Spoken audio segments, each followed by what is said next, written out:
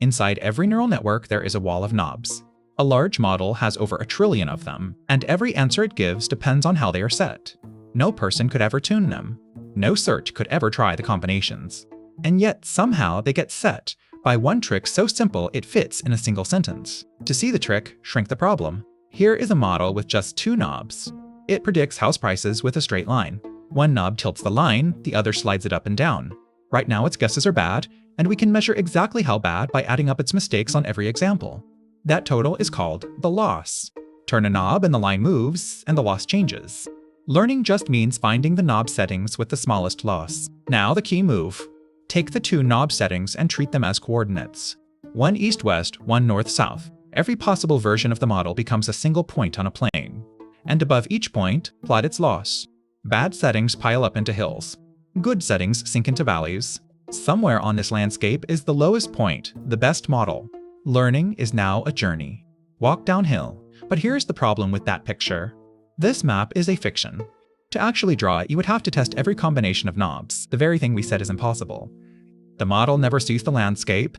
What it really has is a single position, thick fog in every direction, and one piece of information. The tilt of the ground directly under its feet. So what can tilt alone do? Watch, with just one knob.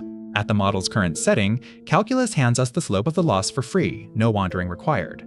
The slope is positive, so downhill is to the left. To take a small step, measure the new slope. Step again. No map, no plan, no memory. And the loss keeps falling anyway. With 2 knobs, there are suddenly infinitely many directions to consider. So stand at the point and test them all in imagination. For each direction, how fast would the loss rise if you stepped that way? Draw each answer as an arrow. One direction rises fastest of all, and that champion arrow has a name: the gradient. The gradient is not mysterious. It is simply uphill, fastest, and that makes the next move obvious. If the gradient points where loss rises fastest, then straight against it is where loss falls fastest. Take a small enough step that way and the loss must drop. Then ask for the tilt again, turn, and step again. That single rule, face against the gradient and step, repeated, is gradient descent. The entire trick, written down, the whole idea is one line. Theta is where you stand, the knob settings. Nabla L is the gradient, steepest uphill. The minus sign turns you around to face downhill. And this little number eta, the running rate, decides how far you dare to step. New position equals old position minus eta times the gradient. Repeat forever. So how far should you dare? Make eta tiny, and every step is safe and painfully slow. Step after step, barely moving. At this rate, one little valley takes hundreds of updates. And in a real network, where each step means pushing mountains of data through the model, too timid means training for weeks. Make eta big and something worse happens. The slope is a local promise. It describes the ground here, not the valley beyond. Step too far, and you are trusting that promise where it no longer holds. You leap across the valley and land higher on the far wall, where the slope is steeper still, so the next leap is bigger. Overshoot, amplify, explode. The loss does not just fail to fall. It diverges. Even a good learning rate can struggle when the landscape is awkward. In this narrow ravine, the steep walls dominate the tilt, so the gradient points mostly across the valley instead of along it. The result is frantic zigzag in the steep direction and a crawl in the direction that actually matters. One step size, 2 very different needs. Practitioners call this poor conditioning. And remember, all of this happens in fog. Follow the tilt faithfully and you will settle where the ground is flat. But flat only means lowest around here.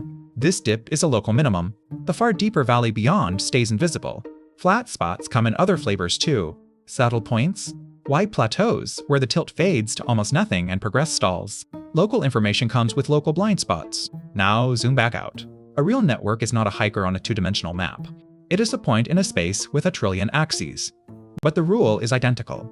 Each knob asks one question. If I nudge, does the loss go up or down? And here is the miracle we will unpack another day. Calculus, through backpropagation, answers all trillion questions at once for roughly the cost of running the model twice. So why does gradient descent work? Not because the model is clever, but because it never needs to be. It never sees the landscape. It never plans a route.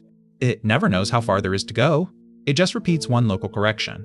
Feel the tilt, turn against it, step small enough to trust it. Do that 1 billion times, and something that looks like learning is learning. One question is left hanging. How can a network possibly feel the tilt of 1 trillion knobs at once?